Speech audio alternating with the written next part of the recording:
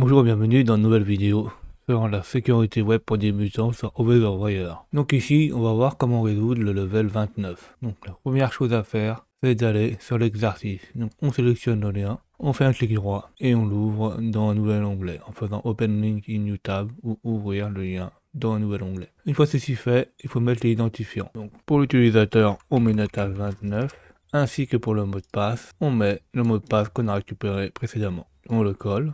On ne sauve pas. Et là, on arrive à un site web où on a juste un menu déroulant. On sélectionne un menu déroulant. Et là, on a quelque chose d'un peu bizarre. C'est qu'on a un file qui est égal et perl underground. Alors, est-ce que c'est vraiment du perl qu'il y a dedans? Donc, pour vérifier si c'est vraiment ça, on va essayer de chaîner l'exécution. Donc, normalement, s'il exécute du perl, normalement, avec un pipe, si on met par exemple, on liste et on termine la chaîne, en mettant un caractère nul, enfin, du temps, des fois, ça empêche la vérification d'aller plus loin. Ou par exemple, sur le système Linux, dès qu'il reçoit le caractère nul, ça coupe la chaîne. Ou pareil, on fait. Et là, on voit qu'on a plusieurs fichiers. Donc, on a un fichier perl, un fichier index.pl, etc., etc. Et on reconnaît les fichiers qu'on a sélectionnés, underground, et le nombre derrière. Donc voyons si on peut lire le fichier index.pl, vous voyez quelque chose d'intéressant dedans. On fait un 4. Alors, pour mettre un espace dans le URL, on met le signe plus, et on met index.pl, et on termine par 00. Et là, on voit que ça fait un peu n'importe quoi. Pourquoi? Parce que dans le index.pl, il doit avoir du code HTML ou du code Perl et tout ça. Donc là, c'est pas, on voit pas terrible hein, dans une partie du code source, mais on n'est pas sûr qu'on a tout, qu'il est interprété comme du HTML. Donc comment on va faire pour avoir quelque chose de bien? Eh ben, on peut encoder tout ça en base64 et ça va nous mettre ceci en du code base64 qui va pas être interprété comme du code HTML ou comme du code PHP. Donc faisons ceci. Donc on refait un pipe, donc on remet la sortie de 4 index, on la met sur base 64 qui va nous l'encoder. Et là on voit, on peut sélectionner tout ça. Par contre, on n'a pas le droit de faire un clic droit. Si on fait un clic droit, ils disent que le clic droit a été bloqué. Donc, faites juste CTRL-V avec votre clavier. Donc, CTRL-V. Et pour décoder ça, il faut aller dans Cyberchef. Donc, sur le site Cyberchef. On colle l'entrée et l'output là, comme c'est du base 64. Là-dedans, on met base 64 et on met from. Double-clic.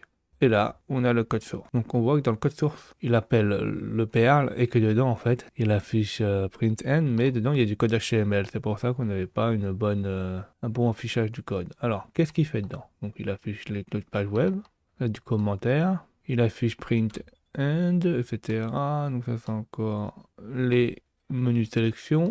Et là, on a notre paramètre file. Donc, il met un descripteur, comme quoi quand il ouvre le fichier, et il affiche print mip si il trouve Natas dans notre lien qu'on lui donne. Donc en fait, on ne pourra pas directement lui mettre Natas. Il faudra le tromper en mettant autre chose, en remplaçant ceci par des caractères. Sinon, si tout est bon, il ouvre le fichier et il l'affiche dans le site web. Alors là, on peut vérifier que ça ne fonctionne pas dans le Natas. Donc là, on peut faire un peu de 4. Donc le fichier, le mode de fichier se trouve dans etc. Natas, webpass, Natas, 30, on veut lire le 30e mot de passe, et on termine par le caractère nul. Et on fait, on valide, et là on voit qu'il a détecté Natas. Alors, comment on peut trouver le mot de passe? Comment on peut remplacer des lettres par Natas? Et bien c'est simple, sur le système Linux, on peut utiliser le point d'interrogation, qui permet de remplacer n'importe quelle lettre par n'importe quelle autre. Donc il va essayer de chercher s'il y a bien un NA par exemple, AF, et si la lettre elle correspond à une lettre qui existe, par exemple le T, on peut faire la même chose dessus là, et ça va fonctionner. Là, on a bien les lettres qui ont été remplacées et on a nos mots de passe pour Natas 30. Par contre, on peut faire quelque chose aussi. On peut remplacer par exemple par étoile. Donc l'étoile, il va remplacer une à plusieurs lettres. Et ça fonctionne aussi. Alors, qu'est-ce qui s'est passé? Qu'est-ce qu'on a appris? Et ben là, on a appris qu'en fait, il ne faut pas faire confiance à ce que l'utilisateur rentre n'importe quoi dans l'URL. On a réussi à faire une injection qui permet d'exécuter des commandes dans le système d'exploitation. Donc on a utilisé 4. On a appris à comment filtrer des données qui ne sont pas affichables directement sur le site web en base 64 pour qu'on puisse les filtrer. Et on a appris à modifier les noms de chemin en remplaçant par d'autres caractères pour contourner la protection. Donc, et il y a autre chose qui est aussi importante, c'est qu'on a appris qu'en fait, si on sanitarise mal ou on met les mauvais droits au niveau des fichiers, il est toujours possible d'exploiter ou de récupérer des informations. Merci d'avoir vu cette vidéo. N'hésitez pas à mettre des pouces bleus, à commenter et à vous abonner.